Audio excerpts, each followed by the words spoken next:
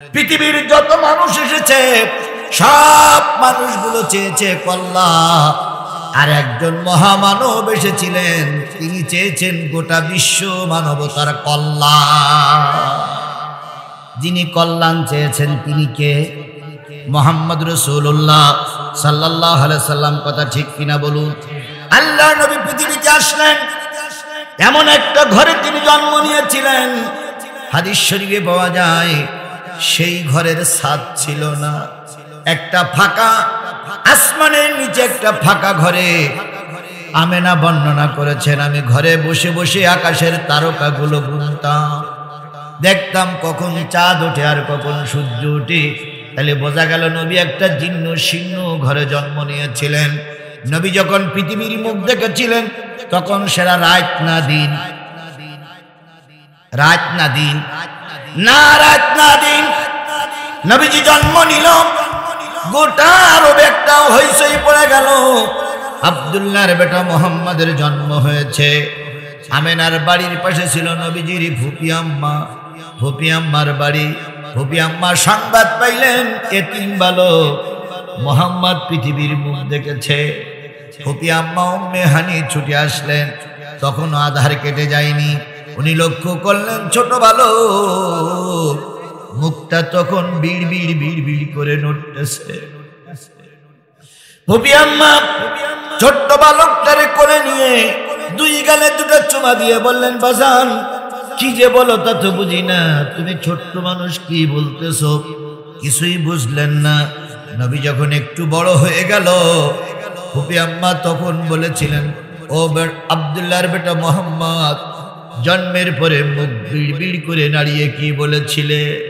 নবী আমার ফুপি আম্মার গলা জড়ায় ধরে বলেছিলে, ফুপি আম্মা জন্মের পরে কেঁদেছিলাম, রব্বি হাবলি উম্মতি, আয় আল্লাহ আমার গুনাহগার উম্মত গুলোরে মাফ করে দাও।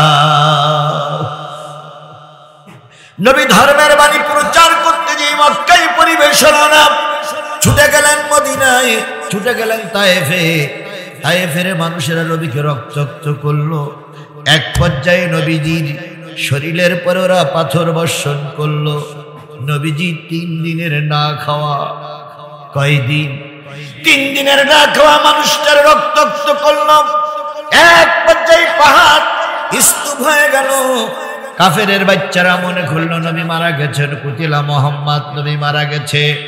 ওরা যখন আনন্দ মিছিল করতে করতে চলে গেল, যায়েদ এসে বলেন, আমি নবীর কোনো খোঁজ পাচ্ছিলাম না। পাথরগুলো সরাইতে সরাইতে নবীকে যখন আবিষ্কার করলাম, নবীর শরীরটা যখন নিস্তেজ হয়ে পড়ে আছে, আমার ধারণা ছিল নবী আর কখনো চোখ মেলে তাকাবে না। হযরত যায়েদ বলেন, আমি নবীকে কাঁধের পরে মাথা রেখে নবীর রক্তগুলো পরিষ্কার করতে করতে এক সময় নবীজি মুখ তুলে তাকালেন, চোখ মেললেন। নবীজি বললেন, যায়েদ, তায়েফের যুবকরা এখনো আছে না চলে গেছে? আর একটা বার যদি ওরা আমাকে মারে আমি হয়তো আর বাঁচব না। ও আমার জাতি, যেই নবীর চেহারার দিকে তাকাইলে মানুষের পেটে কি থাকতো না? ক্ষুধা থাকতো না? হযরত আয়েশা বলেছেন, আমার নবী যখন ঘরে ঘুমায়ে থাকতেন, আমি কম্বল মুড়ি দিয়ে শোয়ে দিয়ে নবীজির কাপড়গুলো সেলাই করতাম, লণ্ঠনটা জ্বলতো। কখন জানি লণ্ঠনের তেল ফুরায় গেছে, লণ্ঠনটা নিভে গেছে, আমার হাতের সুচটা পড়ে গেছে। আমি আমার নবীর ছেঁড়া কাপড়গুলো এখনো সেলাই করতে পারিনি।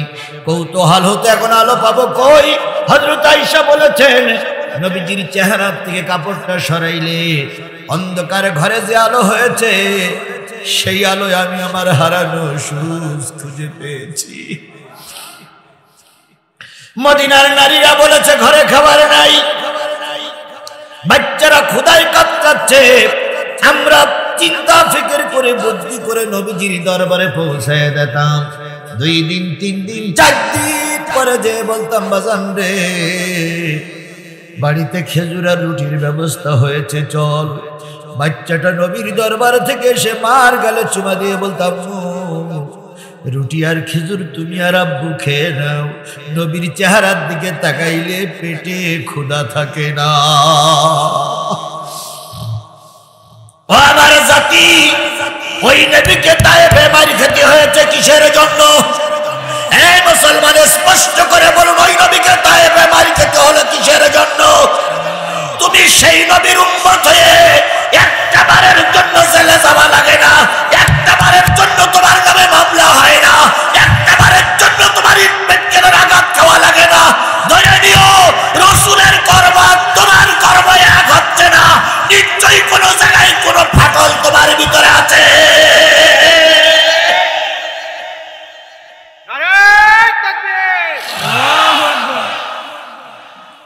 তুমি মেসওয়াক করা ফজিলত তো জানো, খাওয়ার শেষে মিষ্টি মুখের হাদিসটাও মানো। তুমি মেসওয়াক করা ফজিলত তো জানো, খাওয়ার শেষে মিষ্টি মুখের হাদিসটাও মানো। শুধু হক কথাটা উচ্চ স্বরে বলতে পারো না, অন্যায় দেখে বারুদ হয়ে জ্বলতে পারো না। কেমন মুসলমান তুমি একটু ভাবো না, কেমন তোমার ঈমান একটু বলো না। তুমি যেই কালিমার দাওয়াত দিলে হাদিয়া তোহফা মেলে, দেখো সেই কালিমার দাওয়াত দিয়ে কত জোনাজি জেলে। তুমি যেই কোরআনে রস করিলে বুকেতে নাই তুলে, দেখো সেই কোরআনের ব্যাখ্যা লেখে কেউ ফাঁসিতে ঝোলে। তুমি যেই কোরআনে রস করিলে বুকেতে নাই তুলে, দেখো সেই কোরআনের কথা বলে সাইদিয়াজি জেলে। তুমি ভাঙনের খেলা খেলতে পারো, গড়তে পারো না, অন্যায় দেখে বারুদ হয়ে জ্বলতে পারো না। কেমন মুসলমান তুমি একটু ভাবো না, কেমন তোমার ঈমান একটু বলো না। পাখির গানে গানে হাওয়ার তানে তানে ওই নামেরই সুর শোনা যায়, ভোলে আপন হারা লা ইলাহা লা ইলাহা লা ইলাহা লা ইলাহা ইল্লাল্লাহ মুহাম্মাদুর রাসূলুল্লাহ। সকলে জবান খুলে একসাথে এক বাক্যে বলছি সাল্লাল্লাহু আলাইহি ওয়াসাল্লাম। পাবনা জেলার মালিগাছা মজিদপুর মসজিদ, গোরেস্তান ঈদগাহ দাখিল মাদ্রাসা ও হাফিজিয়া মাদ্রাসা প্রাঙ্গণে অনুষ্ঠিত হচ্ছে একদিন ব্যাপী বিরাট ইসলামী জলসা। 4 ডিসেম্বর 2024 রোজ বুধবার। আজকের এই ইসলামী জলসার স্বনামধন্য সম্মানিত সভাপতি জনাব আলহাজ মোহাম্মদ আশরাফ মাদ্রাসা পরিচালনা কমিটি ও সাবেক চেয়ারম্যান মালিগাছা ইউনিয়ন পরিষদ পাবনা সদর পাবনা, আজকের এই মাহফিলের সম্মানিত অতিথিবৃন্দ, সম্মানিত ভাই পরিচালক মাওলানা খন্দকার জাকারিয়া হোসাইন, মাওলানা মোহাম্মদ আব্দুস সামাদ, আজকের এই মাহফিলের সম্মানিত ওলামায়ে হযরত, আলোচনা করেছেন হযরত মাওলানা মুফতি আব্দুল ওয়াহাব পাবনা সহ গর্বিত মায়ের গর্বিত সন্তান শ্রদ্ধেয় ওলামায়ে হযরত। আলোচনা করেছেন মাওলানা আলী মুর্তজা খান, বিভিন্ন রাজনৈতিক দলের নেতৃবৃন্দ, সাংবাদিক ভাইরা, প্রশাসনের ভাইরা কথা বলেছেন। সকলকে নিয়ে আবারও সালাম বিনিময় করছি। আসসালামু আলাইকুম ওয়া রাহমাতুল্লাহি ওয়া বারাকাতুহু। আল্লাহ পাকের দরবারে লক্ষ কোটি শুকরিয়া, যিনি একটি স্বাধীন সার্বভৌম দেশে স্বাধীনভাবে আমাদেরকে চলাফেরার কথা বলার তৌফিক দান করেছেন। বলুন তো, আমরা এখন স্বাধীন দেশের স্বাধীন মানুষ, এই শক্তিটা, এই সমাপ্তটা কে দিলেন? আরেকটু জোরে বলুন তো, কে দিলেন? আজকে কতই ডিসেম্বর? কত তারিখ? 4 ডিসেম্বর। কোন সাল? 2024 সালের 4 ডিসেম্বর। একটু 1 বছর পিছনে যান। 4 ডিসেম্বর 2023-এর দিকে একটু খেয়াল করুন। এরকম কোরআন হাদিসের মাহফিল করার পরিবেশ প্রায় জায়গায় ছিল না। কোরআন হাদিসের কথা বলতে গেলেও জালেমদের অনুমতির প্রয়োজন হয়েছে। কথা বলেন ঠিক না বেঠিক? প্রায় অনুমতি দিতই না। তারপরেও যদি 2-1 জায়গায় অনুমতি পাওয়া যেত, বক্তা কোন সাবজেক্টের পরে কথা বলবে ওনারাই আগের থেকে বাজেট করে দিতেন। এরপরেও বক্তা যদি মিস্টেক করে 2-1টা কথা বলতেন, এদিক সেদিক হয়ে যেত। অনেক সময় বক্তাকে লাঞ্ছিত করে, অপমানিত করে মঞ্চের থেকে নামিয়ে দেওয়া হয়েছে। অনেক বক্তাকে পিটাইয়ে আহত করে হাসপাতালে পাঠানো হয়েছে। অনেক বক্তার মাইক মুখ থেকে কেড়ে নেওয়া হয়েছে। অনেক বক্তাকে আহত করে গাড়িতে পাঠিয়ে দেওয়া হয়েছে। সেই দিনটা এখন কি আর আছে? জোরে বলুন, সেই দিনটা এখন কি আর আছে? সেই দিনটা পরিবর্তন কে করলেন? এখানে কোনো রাজনৈতিক দলের একচ্ছত্র আধিপত্যের কারণে এই কাজটা হয়নি। যদি বাংলাদেশ জাতীয়তাবাদী দল মনে করে যে আমাদের চেষ্টার কারণে দেশে পরিবর্তন এসেছে, চেষ্টা অবশ্যই হয়েছে, কিন্তু আপনারা যত জায়গায় চেষ্টা করেছেন সব জায়গায় মামলা খেতে হয়েছে, সব জায়গা থেকে আহত হয়ে ঘরে ফিরে আসতে হয়েছে। বাংলাদেশ জামাত ইসলামী যদি মনে করে এটা আমাদের আন্দোলনের ফসল, আন্দোলনের কাজ হয়নি তা আমি বলবো না, তবে আন্দোলন করে প্রায় জায়গায় মামলা খেতে হয়েছে। এক পর্যায়ে 2টা বড় রাজনৈতিক দল আশা ছেড়েই দিয়েছিল।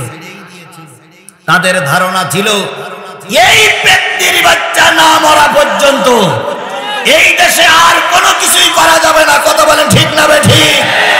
আর ওনারা তা প্রায় বলতেন 41 সাল, আবার মাঝে মাঝে মুখ ফসকে বলতেন 71 সাল। আর আমরাও ধারণা করেছিলাম এরা যা বলতেছে আমাদের আর কোনো কাজ করার সুযোগ রইল না। আমরা যখন খানিকটা নিরাশ হয়ে গেলাম, তখন কোথা থেকে আল্লাহ পাক একদল ছাত্রদেরকে রাস্তায় নামিয়ে দিলেন। এই ছাত্রদের কোনো পরিচয় আমরা আগে জানতাম, ওরা রাস্তায় নামলো সংস্কারের আন্দোলন নিয়ে। এক পর্যায়ে ওদের আন্দোলন সফলতার দ্বার পর্যন্ত পৌঁছায় গেল। বিনিময়ে অনেক লাশ পড়েছে। কথা বলেন ঠিক না বেঠিক? বিনিময়ে অনেক আহত নিহত হতে হয়েছে। তারপরে ওরা ময়দান ছেড়ে, তাহলে এই যে ছাত্রদের দ্বারা আল্লাহ দেশের পরিবর্তন করে দিলেন, এটা কে করলেন? আরেকটু জোরে বলেন তো, কে করলেন? আল্লাহর বক্তব্য হচ্ছে তোমাদের চেষ্টা শেষ, আমার রহমত শুরু। তাই হয়েছে না? তাহলে যে আল্লাহ পাক এত রহমত করে আমাদের এই সুন্দর পরিবেশ তৈরি করে দিলেন, সেই আল্লাহর শুকরিয়া আদায় করার দরকার আছে না নাই? কারোর জবান বন্ধ থাকবে না, সকলে মিলে বলছি আলহামদুলিল্লাহ। আরেকটু জোরে বলুন তো আলহামদুলিল্লাহ। আল্লাহ বলতেছেন কুল লাউ কানাল বাহরু মিদাদান লিকালিমাতি রাব্বি লানাফিদাল বাহরু ক্বাবলা আন তানফাদা কালিমাতু রাব্বি ওয়ালাউ জিইনা বিমিসলিহি মাদাদা। কোরআন তেলাওয়াতের পরে যারা আল্লাহু আকবার বলবে আল্লাহ তাদের জান্নাতে যাওয়ার পথ সহজ করে দিবেন। জোরে বলুন আল্লাহু আকবার। কুল লাউ কানাল বাহর, হে নবী আপনি বলে দিন পৃথিবীতে যত সাগর আছে, পৃথিবীতে যত নদ নদী আছে, পৃথিবীতে যত খাল বিল আছে, পৃথিবীতে যত পুকুর পুষ্করণী আছে, পৃথিবীতে যত পানির উৎস আছে, সব পানিগুলো যদি কালি হয়ে যায়, পৃথিবীতে যত দাঁড়ানো গাছ আছে সব গাছগুলো যদি কলম হয়ে যায়, পৃথিবীতে যত সমান্তরাল জমি আছে সব জমিগুলো যদি কাগজ হয়ে যায়, দাঁড়ানো গাছ নামক কলম দিয়ে, সাগরের পানি নামক কালি দিয়ে, সমান্তরাল জমি নামক কাগজের উপরে তোমার রবের কথা লিখতে যদি শুরু করো, লিখতে লিখতে কখন জানি কলমগুলো ফুরায়ে যাবে, লিখতে লিখতে সাগরের পানি নামক কালি কখন যেন শেষ হয়ে যাবে, লিখতে লিখতে কাগজগুলো শেষ হয়ে যাবে, আর একটা সাগরের পানিও যদি নিয়ে সব সেটাও ফুরায়ে যাবে, তবু তোমার রব আল্লাহর কথা লিখে শেষ করা যাবে না। সেই রবের নাম কি? আল্লাহ। একটু জোরে বলুন তো সেই রবের নাম কি? আল্লাহ। সেই রবের শুকরিয়া আদায় করা দরকার আছে না নাই? আবারও বলছি আলহামদুলিল্লাহ। প্রশংসা করি আমি আল্লাহ তাআলার, বিশ্বজাহান সৃষ্টি হলো কুদরতে যাহার, জ্ঞান বিজ্ঞান শিল্পকলা আবিষ্কারক যত, খোদার মহিমা তারা গাইছে অবিরত, মাটির মানব চন্দ্রে গেল কুদরতে যাহার, প্রশংসা করি আমি আল্লাহ তাআলার। ডিমগুলো সব একই রকম, পার্থক্য নাই মোটে, সাদা কালো বাচ্চাগুলো কেমন করে ফোটে, আমরা সবাই বাস করি একই পৃথিবীর অঙ্গে, হাতের লেখা মুখের চেহারা মেলে না কারোর সঙ্গে, আর মেলে না গলার আওয়াজ বুড়ি আঙুলির টিপ, আল্লাহ তাআলা আছেন একজন প্রমাণ হইল ঠিক। আবারও সেই রবের নামের শুকরিয়া আদায় করছি আলহামদুলিল্লাহ। সর্বকালের সর্বশ্রেষ্ঠ মহামানব, যার আদর্শ গ্রহণ করে আমি নিজেকে মুসলিম হিসাবে দাবি করেছি, সেই দরদি নেতা, মায়াবী নেতা, কান্ডারি নেতা জনাবে মুহাম্মদ রাসূলুল্লাহ সাল্লাল্লাহু আলাইহি সাল্লামের উপরে লক্ষ্য করে দুরূদ আর সালাম। বন্ধুগণ, পাবনার মুসলমানেরা বলুন তো, রসুলের চাইতে ভালো মানুষ এই সমাজে কেউ ছিল? রসুলের চাইতে ভালো মানুষ এই সমাজে কেউ আছে? কিয়ামত পর্যন্ত যদি রসুলের চাইতে ভালো মানুষ তালাশ করা হয়, রসুলের চাইতে ভালো মানুষ খুঁজে পাওয়া যাবে? এক সময় দূরবীন নষ্ট হয়ে যাবে, অনুবীক্ষণ যন্ত্র সব অকেজ হয়ে যাবে, তবু রসুলের চাইতে ভালো মানুষ আর খুঁজে পাওয়া যাবে না। কেন যাবে না? আল্লাহ নিজেই বলতেছেন, ওয়াইন্নাকা লাআলা খুলুকিন আযীম।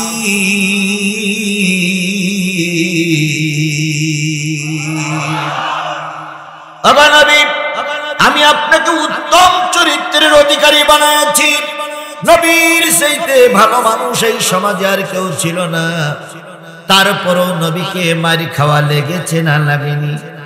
ও আমার জাতি, বলুন তো, ধর্মের কথা বলার কারণে নবীকে মারি খাওয়া লেগেছে না লাগেনি?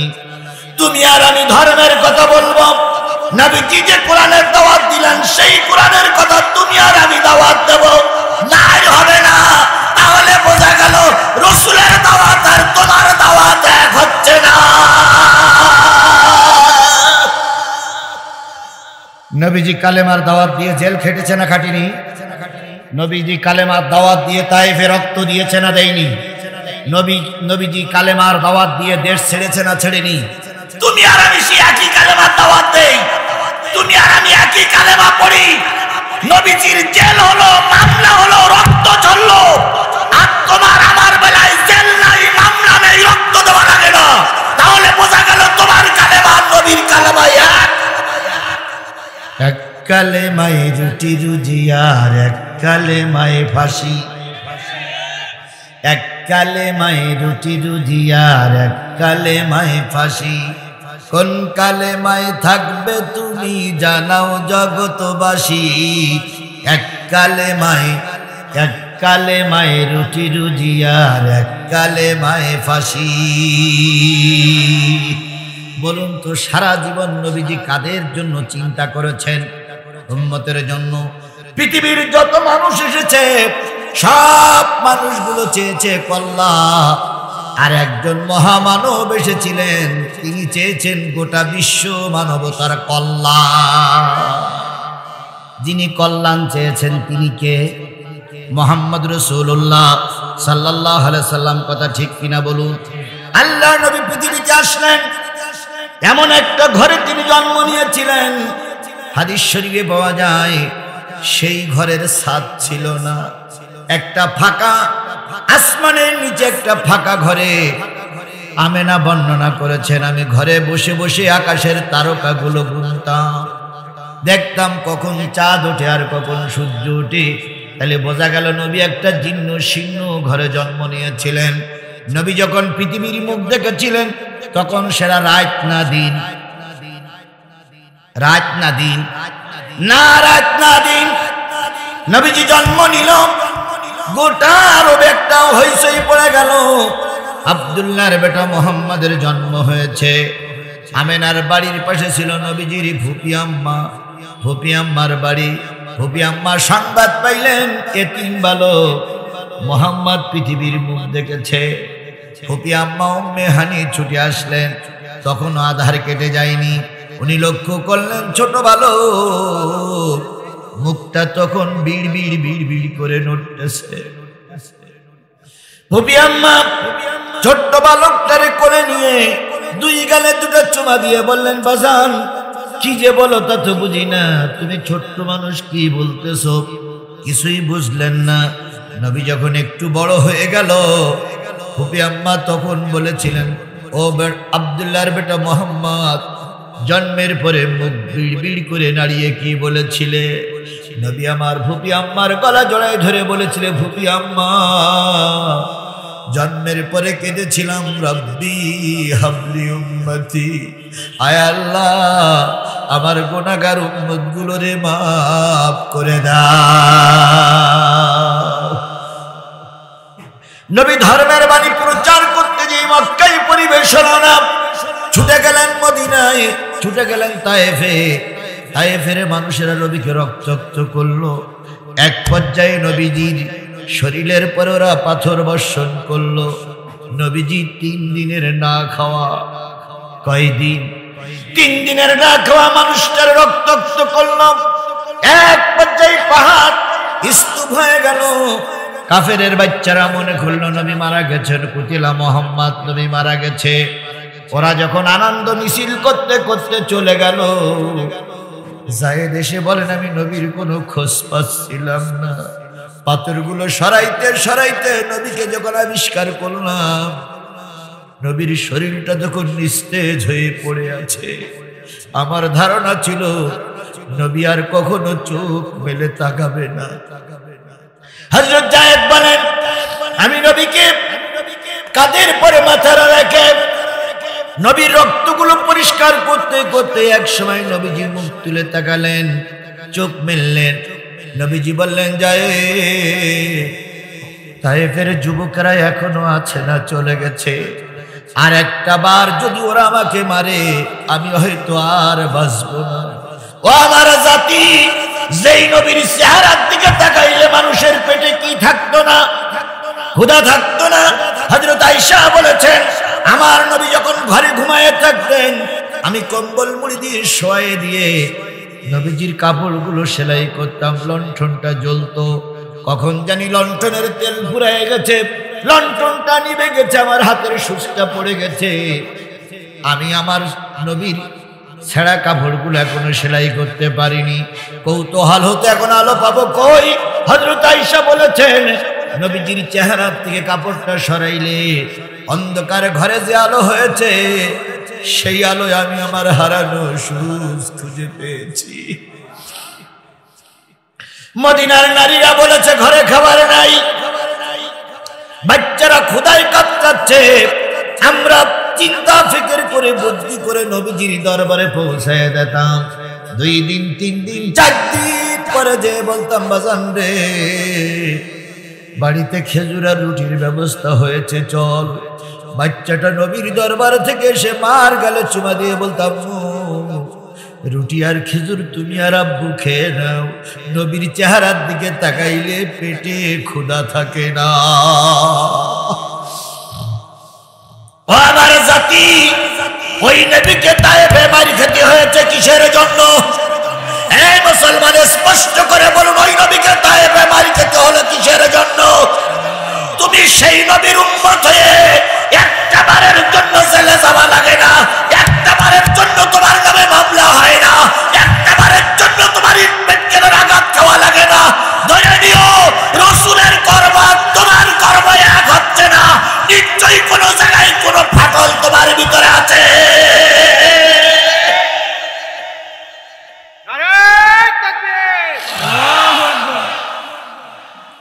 তুমি মেসওয়াক করা ফজিলত তো জানো, খাওয়ার শেষে মিষ্টি মুখের হাদিসটাও মানো।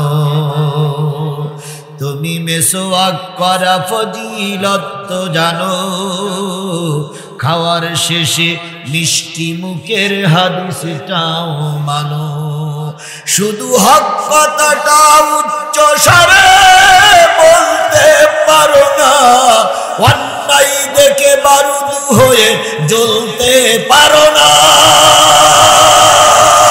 কেমন মুসলমান তুমি একটু ভাবো না, কেমন তোমার ঈমান একটু বলো না। তুমি যেই কালেমার দাওয়াত দিলে হাদিয়া তোহফা মেলে, দেখো সেই কালেমার দাওয়াত দিয়ে কতজন আজি জেলে।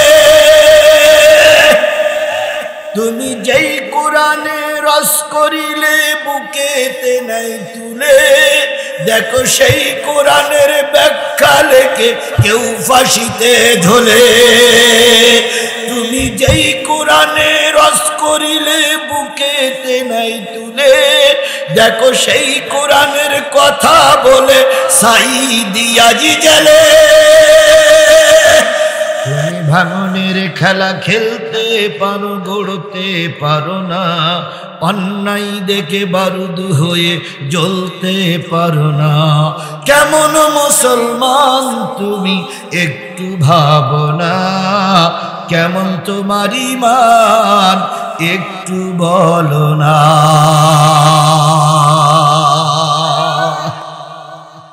রাসূল তায়েফে মার খেয়েছিলেন চুরি করার অপরাধে। রাসূল তায়েফে মার করেছিলেন দেশ দখল করার অপরাধে। রাসূল তায়েফে মার খেয়েছেন কিসের অপরাধে? কোরআন বলার অপরাধে, কালেমার দাওয়াত দেওয়ার অপরাধে। কথা বলেন ঠিক না বেঠিক? আমাদের সমাজে কিছু হুজুর আছে, কিছু টুপিওয়ালা আছে, কিছু পাগড়িওয়ালা আছে, তারাই মিসকে মিসকে হাসে আর কয় নিশ্চয়ই সাইদি জেলে গেছিল, সাইদির অপরাধ ছিল। এ কথা বলা লোক আমার সমাজে নাই। এখানেই আছে, এখানেই আছে, এখানেই আছে। নেজামি সাহেব ফাঁসিতে গেল কেন? নিশ্চয়ই নেজামির দোষ ছিল। এ কথা বলা মৌলবী আমার দেশে আছে না নাই? আমি বলি এই সমস্ত মৌলবীর বগলে এখনো চুল উঠিনি। এরা ইসলামের ইতিহাস জানে না। কথা বলেন ঠিক না বেঠিক? নিঃসন্দেহ নেজামির সেইটা আল্লাহ রসুলের মর্যাদা কোটি কোটি গুণ বেশি। নিঃসন্দেহ আল্লামা সাইদির সেইতে রসুলের গুণ কোটি, রসুলের মর্যাদা কোটি কোটি গুণ বেশি। কথা বলেন। রসুল কালেমা দিয়ে দাওয়াত দিয়ে মার খেলো, আর তুমি কালেমা দাওয়াত দিয়ে শুধু চকলেট চশমা। তাহলে বোঝা গেল রসুলের হক তোমার আদায় করা হচ্ছে। আমার ভাইরা, রাসূল তায়েফে মারি খেলো। তায়েফের ময়দান যখন পরিষ্কার হয়ে গেল, আল্লাহর নবী সালাত আদায়ের জন্য যায়েদকে পানি নিয়ে আসতে বললেন। যায়েদ পানি নিয়ে আসলেন। উজু করে আহত নবী নামাজে দাঁড়িয়ে গেছে। জিবরিল উপরের থেকে বারবার সালাম দিচ্ছে। নবীজি সালাম ফিরে উপরের দিকে তাকায় দেখে জিবরিল বিরাট একটা পাহাড়ের পরে বসে আছে। নবীকে ইশারা করে বলতেছে, নবী একবার অনুমতি দেন, যারা আপনাকে মেরেছে তাদের মাটির সঙ্গে মিশায়া দেয়। আল্লাহর নবী চোখ বেয়ে পানি পড়তেছে আর বলতেছে, জিবরিল আল্লাহরে বলো আল্লাহ যেন রাগ করে না। সবাই যদি মারা যায় কালেমার দাওয়াত আমি কারে দেব?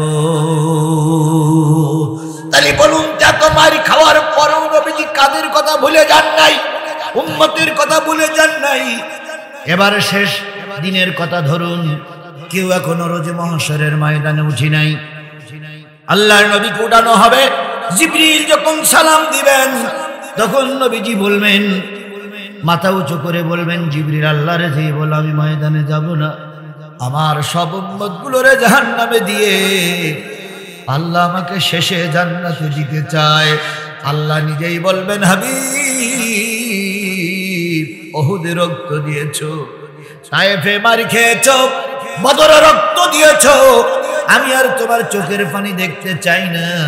আমি আল্লাহ ওয়াদা করলাম তুমি যারে সুপারিশ করবে আমি আল্লাহ তারে মাফ করে দেব। তাহলে কিয়ামতের দিন রাসূল কাঁদবেন কাদের জন্য? আপনারা কি সেই উম্মত? আমরা কি সেই উম্মত? তাহলে রাসূলের নাম শোনার পরে দুরূদ শরীফ পড়া দরকার আছে না নাই? তাহলে কারোর জবান বন্ধ থাকবে না, সকলে মিলে বলছি সাল্লাল্লাহু। রাসূল আমার ভালোবাসা, রাসূল আমার আলো আশা, রাসূল আমার প্রেম বিরহের মূল আলোচনা, রাসূল আমার কাজে কর্মের অনুপ্রেরণা, রাসূল আমার ভালোবাসা, নেতার মতন নেতা আমি পাই না যখন খুঁজে, কান্দি এবং কান্দি শুধু এই দুটি চোখ বুজে, তখন তোমার বদর উহুদ যোগায় মন্ত্রণা,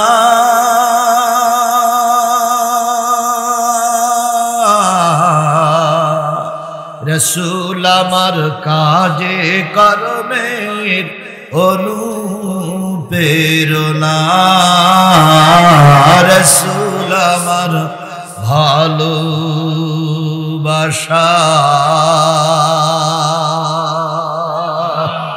সেই নবীজির বরাবর দুরূদ আর সালাম সাল্লাল্লাহু আলাইহি ওয়াসাল্লাম। বন্ধুগণ, অনেকটা রাত হয়ে গেছে, কিসের জন্য বসে আছেন? আরেকটু জোরে বলেন, কিসের জন্য বসে আছেন? আমি কোরআন থেকে যদি আলোচনা করি আপনারা কি শুনতে রাজি আছেন? এবার আমি এতক্ষণ রাসূলের নামে দুরূদ দিলাম, আল্লাহর প্রশংসা করলাম। এবার যারা দাঁড়ানো আছেন, বসা আছেন, মাইকের আওয়াজ যত দূর পর্যন্ত যাচ্ছে, বাদামের দোকানে যারা আছেন সকলকে বলতেছি 5টা মিনিট আমার কথাগুলো একটু খেয়াল করেন, তারপরে হয় আসবেন না আসবেন। আল্লাহ বলতেছেন, ওয়াইজা কুরিয়াল কোরআন ফাসতামিউ লাহু ওয়া আনসিতু লাআল্লাকুম তুরহামুন। যখন তোমাদের সামনে কোরআন পড়া হবে, কোরআনের আলোচনা করা হবে, ওই আলোচনাগুলো তোমরা চুপচাপ বসে বসে শোনো। কার কথা? কিসের কথা আলোচনা হবে? সেগুলো কি করে শুনতে হবে? চুপচাপ বসে বসে শুনতে হবে। তাহলে আল্লাহর নির্দেশ পালন করা সুন্নাত, মুস্তাহাব, ওয়াজিব না নফল? এই মুসলমান স্পষ্ট করে বলুন, আল্লাহর হুকুম পালন করা কি? তাহলে আল্লাহ বললেন কোরআনের আলোচনা চুপচাপ বসে বসে শোনো। আপনারা যারা দাঁড়িয়ে আছেন, বাড়িতে আছেন, নিশ্চয়ই আল্লাহর একটা ফরজ আপনারা তরফ করতেছেন, এর জন্য নিশ্চয়ই আল্লাহ আপনাদের জান্নাত দেবে। দাঁড়ানো লোকগুলো মানে এখনো বুঝতে পারিনি। যারা দোকানে আছে এরা মনে এখনো বুঝতে পারিনি আমি কিসের আলোচনা করছি। আলোচনাগুলো চুপচাপ বসে বসে শুনতে হবে, এটা আল্লাহর নির্দেশ। আল্লাহর নির্দেশ পালন করা আমাদের জন্য ফরজ। নিঃসন্দেহে আমরা ফরজ তরক করব। আবার বসতি বললে কেউ চলে যাই না, ভাই আপনার যাওয়ার দরকার নেই, ভাই থাকেন ভাই, কারণ চলে গেলে ওয়াজ শোনাবো, বসার দরকার নেই, দাঁড়াই থাকে শোনেন। আল্লাহ আপনাদেরকে বসে বসে কোরআন শরীফের হক আদায় করে শোনার তৌফিক দান করুন। আরেকটু জোরে বলেন আমিন, আরেকটু জোরে বলেন আমিন। এবার আসুন আমরা কিসের আলোচনা শোনার জন্য বসেছি। আল্লাহ রাসূল বলেছেন আল কুরআনু শাফিআ মুশাফফা ওয়া মা হিল্লু মুসাদ্দিকান মান জালাহু আমামাহু কদ্দাহু ইলাল জান্নাহ ওয়া মান জালাহু খালফাহু সাকাতাহু ইলান নার। এই কোরআন এমন একটা কিতাব, কিয়ামতের দিন কারোর পক্ষে সুপারিশ করবে আর কারোর বিপক্ষে আল্লাহর কাছে নালিশ করবে। কে বলতেছেন? রাসূল বলতেছেন এই কোরআন এমন একটা কিতাব, কারোর পক্ষে সুপারিশ করবে, কারোর বিপক্ষে আল্লাহর কাছে। কিয়ামতের দিন যখন কোটি কোটি মানুষ দাঁড়িয়ে যাবে, এই পাপনার মানুষেরাও যখন দাঁড়িয়ে যাবে, কোরআন আল্লাহর দরবারে দিয়ে বলবে, আল্লাহ আমি সাক্ষী, তোমার বান্দারা মসজিদের সামনে বসে বসে আজিজুল ইসলাম জিহাদের আলোচনা শুনেছিল, কোরআনের আলোচনা শুনেছিল, আমরা সাক্ষী, এরা কোরআন আমার পক্ষের লোক। কোরআন ইচ্ছা করলে কিয়ামতের দিন আপনাকে টেনে টেনে আল্লাহর জান্নাতে নিয়ে যাবে। তাহলে কোরআন যারা সামনে রাখবে তাদেরকে কোরআন টেনে কোথায় নিয়ে যাবে? নিশ্চয়ই আল্লাহ রাসূল মিথ্যা কথা বলেছেন? নিশ্চয়ই আল্লাহ মিথ্যা কথা বলেছেন? কল্পনা করাও যায় না। আল্লাহর ভাষা হচ্ছে কোরআনকে যারা সামনে রাখবে, কোরআন তাদের টেনে টেনে কোথায় নিয়ে যাবে। এ কথাটা কি আপনার বিশ্বাস হয়? জোরে বলেন বিশ্বাস হয়? সত্যি কি বিশ্বাস হয়? তাহলে এবার দেখুন তো আপনার সামনে কি, সবাই মিলে বলুন আপনাদের সামনে কি? যারা মঞ্চে বসে আছে তাদের সামনে কি? যারা নিচে বসে আছে তাদের সামনে কি? তাহলে কোরআনকে যারা সামনে রাখবে, ইমাম বানাবে, কোরআন তাদের টেনে টেনে কোথায় নিয়ে যাবে? আর এই কোরআনকে যারা পিছনে রাখবে না, এই কোরআনকে যারা পিছনে রাখবে, নবী বলেন তারা যখন রোজা মহশরের ময়দানে ঘুরতে থাকবে, কোরআন তাদের পিছন থেকে একটা ধাক্কা দিয়ে জাহান্নামে নিক্ষেপ করবে। তাহলে কোরআন সামনে রাখলে কোরআন কোথায় নিয়ে যাবে? কোরআন পিছনে রাখলে কোরআন ধাক্কা দিয়ে কোথায় নিক্ষেপ করবে? এবার মঞ্চে যে লোকগুলো বসে আছেন, এই লোকগুলো যদি চলে যায় তাহলে পিছনে কি বলবে? বলুন বলুন বলুন, অসুবিধা কি? এই লোকগুলো যদি চলে যায় তাহলে পিছনে কি পড়বে? আপনারা যারা সামনে বসে আছেন, ওই যে একটা ছেলে চলে যাচ্ছে, ওর পিছনে পড়লো কি? জোরে বলেন, ওদের পিছনে পড়েছে কি? তাহলে কোরআন পিছনে ফেরাইলে